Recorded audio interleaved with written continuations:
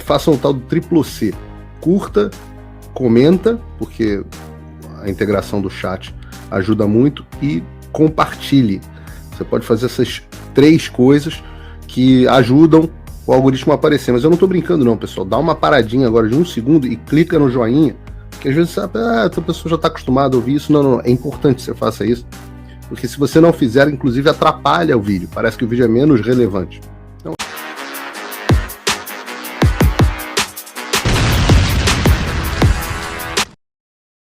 Também faço aqui o meu convite da minha parte para você assinar a plataforma do Fio Diário e começar a acompanhar uma plataforma realmente livre e que vai dar a oportunidade das pessoas falarem o que pensam e dizerem a verdade. Se você não incentivar um veículo de mídia independente como esse, quem vai fazer por você?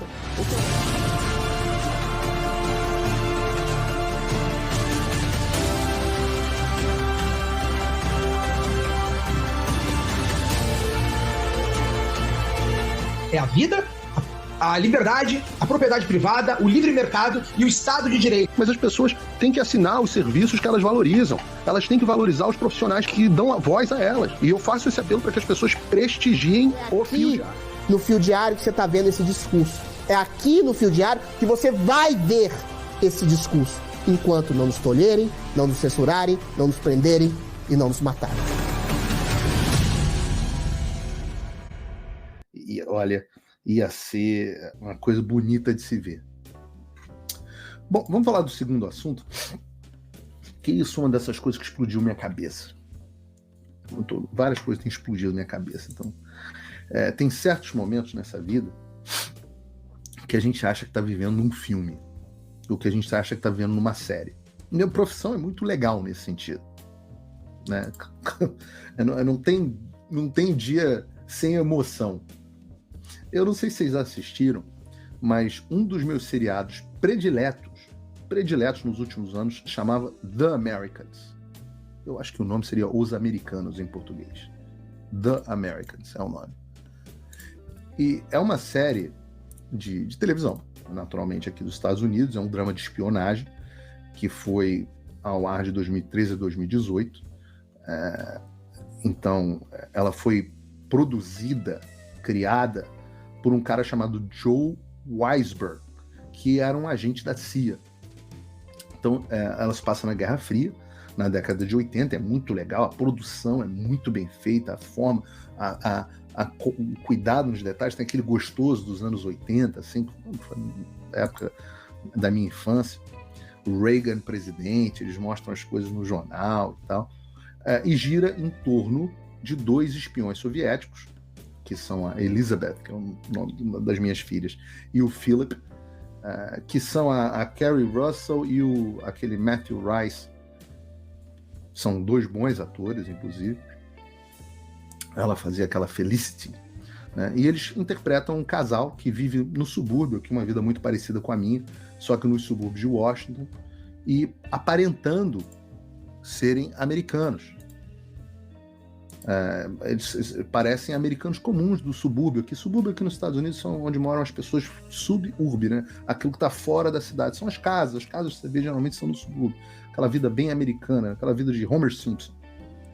Só que, na verdade, eles são agentes da KGB russa numa missão de longa duração nos Estados Unidos. Eles são russos treinados para viver nos Estados Unidos como americanos.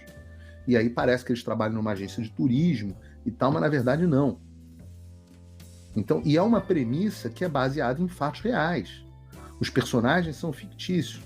Mas durante a Guerra Fria, a União Soviética realmente enviou espiões para os Estados Unidos, que eles operavam sob lendas, identidades falsas, que eram construídas assim na profundidade, com certidões, com tudo. E, obviamente, eles precisavam de gente infiltrada nos departamentos, etc., nas falsificações, e essas pessoas se passavam por cidadãos comuns. Eles eram chamados de os ilegais, no jargão da espionagem, era o codinome deles. Então, esses agentes ilegais, eles tinham essa tarefa de se infiltrar na sociedade americana, coletar informações. Em alguns casos, eles faziam operações de influência, desinformação. Os caras viviam vidas duplas por anos e anos e anos, mantendo as verdadeiras identidades, as missões dele totalmente em segredo, incluindo, em alguns casos, na série, por exemplo, o segredo era com os próprios filhos. E eu não estou falando isso para dar só uma dica de série, que é espetacular. Mas, na verdade, isso foi realidade. Inclusive, em 2010, o FBI desmantelou uma rede de espionagem russa nos Estados Unidos. Foram 10 pessoas acusadas de serem agentes. Esse caso é o caso conhecido como o dos 10 illegals, dos 10 ilegais, que mostrou, inclusive, que essa prática ainda é utilizada hoje em dia. E não é uma série, gente. Eu estou falando de uma série feita por um cara que era da CIA. Eu estou listando uma operação do FBI, mas tem ampla literatura a respeito dos espiões comunistas vivendo dentro dos Estados Unidos. Já dei dica de série, vou dar dica de livro. Leiam o Witness, do Whittaker Chambers, que eles falam, relato pessoal, né, dele, que relata inclusive altos funcionários dentro do governo americano espionando para a Rússia. Melhor do que isso, você tem os livros do Christopher Andrews, historiador inglês, sobre os arquivos Mitrokin, do Vasily Mitrokin, com uma infinidade de agentes infiltrados. Tem o The Sword and the Shield, The World Was Going Our Way. Livros assim, absolutamente impressionantes. Porque é muito impressionante você pensar que tem pessoas que vivem verdadeiras vidas inteiras falsas, e muitas vezes é por pura ideologia. E eu sabia que essas coisas existiam, porque, poxa, vi série, li livros, li as notícias de jornal, mas uma coisa é você saber da notícia, outra coisa é você viver a notícia. E eu nunca tinha vivido isso. Até que na última semana eu me deparei com essa notícia. E eu vou ler para vocês, porque só lendo. Nem em filme uma história tão louca. Preso o ex-embaixador americano que era espião de Cuba, pasmem, há 40 anos. O Garland, né, o procurador-geral dos Estados Unidos, diz: essa ação expõe uma das infiltrações mais altas e duradouras do governo dos Estados Unidos por um agente estrangeiro. É de fato, talvez seja a mais duradoura. E é esse cara aqui. Por 4 décadas, Víctor Manuel Rocha, um ex-embaixador dos Estados Unidos na Bolívia, supostamente espionou para Cuba. Seu caso demonstra que Cuba continua sendo um importante jogador, um player no mundo da espionagem. Parece um roteiro que você encontraria na mesa abarrotada de um agente Hollywood. Um republicano, que era o caso dele, estilo MAGA. MAGA é o Make America Great Again, né? Que era o slogan de campanha do Trump, do boné do Trump e tal, que classifica como se fosse um bolsonarista, né? Digamos assim. Enquanto trabalhava por anos como diplomata e embaixador dos Estados Unidos, secretamente levava uma vida dupla, supostamente espionando para o governo cubano por mais de 4 décadas, completamente despercebido. Porque tem gente que diz que essas coisas são teoria da conspiração. Ai, Paulo, poxa, quando você fala, sei lá, do Anselmo Góes,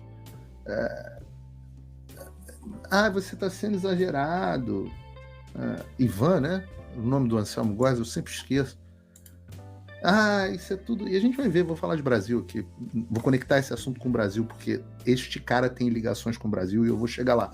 Não percam, porque realmente é incrível. Envolve Brasil Paralelo, envolve a mim, envolve parlamentares brasileiros, Zé Dirceu. Calma que eu vou fechar isso aqui. Exceto que, se verdadeiras, ele ainda não foi condenado, as acusações contra Víctor Manuel Rocha, um oficial de carreira do serviço estrangeiro, acusado de servir como agente do regime cubano desde 1981, antes de eu nascer, tem implicações reais e perigosas. Após Rocha ser indiciado, ele foi indiciado na segunda-feira passada por acusações de espionagem, o procurador-geral dos Estados Unidos, Merrick Garland, disse: esta ação expõe uma das infiltrações mais altas e duradouras do governo dos Estados Unidos por um agente estrangeiro. Rocha, um oficial nascido na Colômbia e criado em Nova York, que frequentou algumas das escolas mais elitistas do país.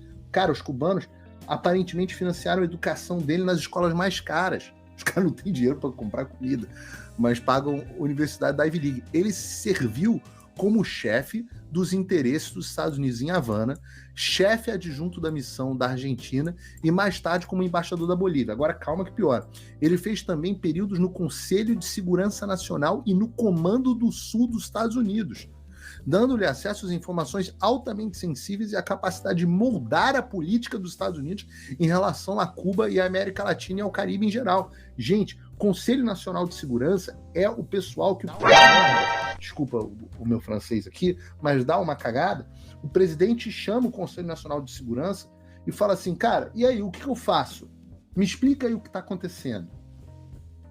E um cara sentado no Conselho Nacional de Segurança, sob vários presidentes, era um agente cubano infiltrado, vivendo uma vida falsa nos Estados Unidos, se postando como conservador.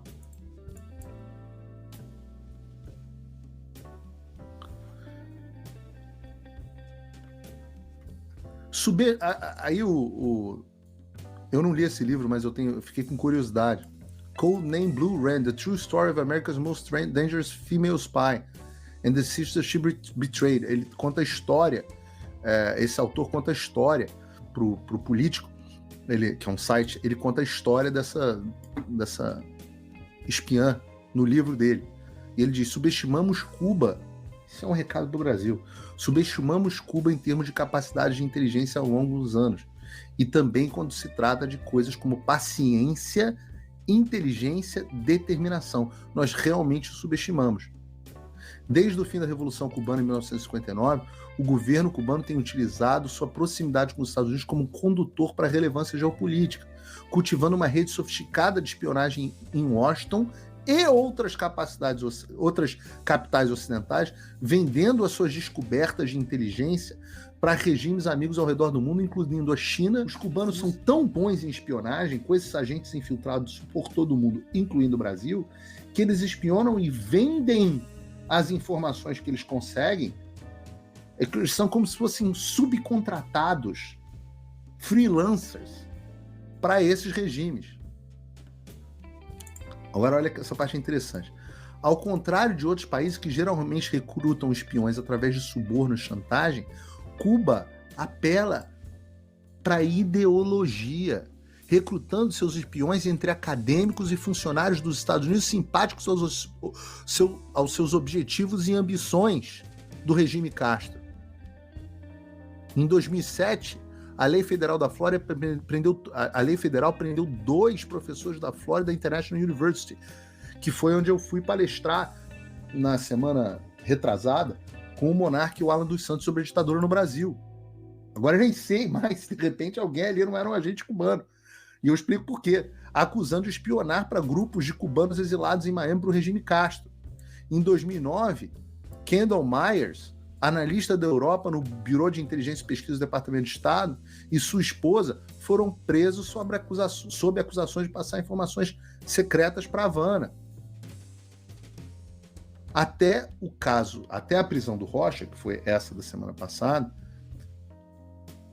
e eu vou dizer como é que isso se conecta comigo, com o Brasil, o caso mais prejudicial de espionagem cubana foi o de Ana Belén Montes, uma analista sênior da Agência de Inteligência e Defesa, que foi presa em setembro de 2001 e condenada por espionar por Havana por mais de 17 anos. Na época de sua prisão, ela estava posicionada para ter acesso exclusivo aos planos militares dos Estados Unidos durante a guerra no Afeganistão. Só que o embaixador Rocha é muito mais do que ela. Em tempo, em posições que ocupou e informações que teve acesso. Tem um trecho aqui muito interessante. Eu coloquei para os meus apoiadores do Locals há uma entrevista traduzida com este Jim Popkin, que é especialista em espionagem cubana.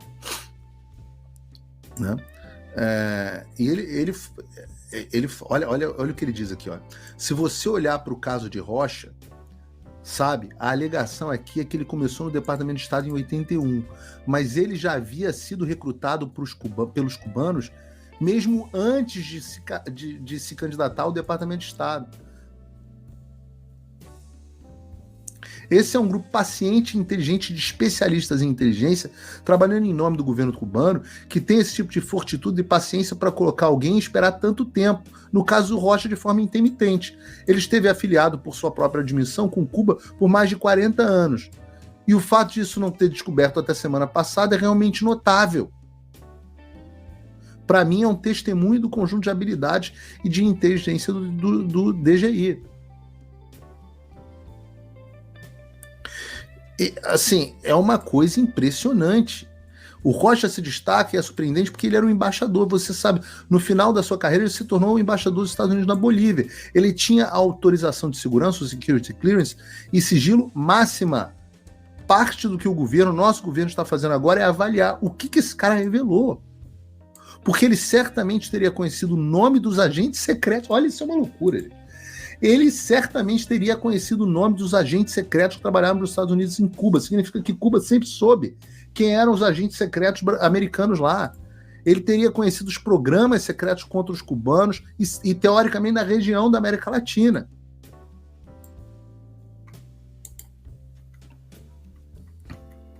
E depois, na iniciativa privada, ele virou consultor do governo americano.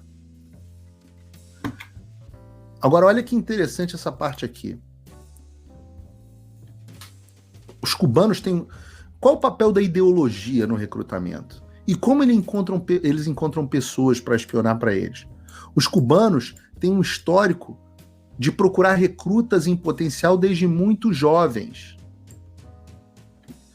Vejam a entrevista que o Anselmo Góes, que é um dos principais jornalistas do Globo, no Rio de Janeiro era a coluna mais lida que tinha, o jornal, o Anselmo Góes, etc., que conta que ele foi para a União Soviética, estudou com um nome falso de Ivan Valente, acho que é Ivan Valente. Ele dá uma entrevista para aquele ator Lázaro Ramos, acho que no Futuro, uma coisa assim. Façam o tal do triplo C. Curta, comenta, porque a integração do chat ajuda muito, e compartilhe. Você pode fazer essas 3 coisas que ajudam o algoritmo a aparecer. Mas eu não estou brincando não, pessoal. Dá uma paradinha agora de 1 segundo e clica no joinha, porque às vezes sabe, a pessoa já está acostumada a ouvir isso. Não. É importante que você faça isso, porque se você não fizer, inclusive atrapalha o vídeo. Parece que o vídeo é menos relevante.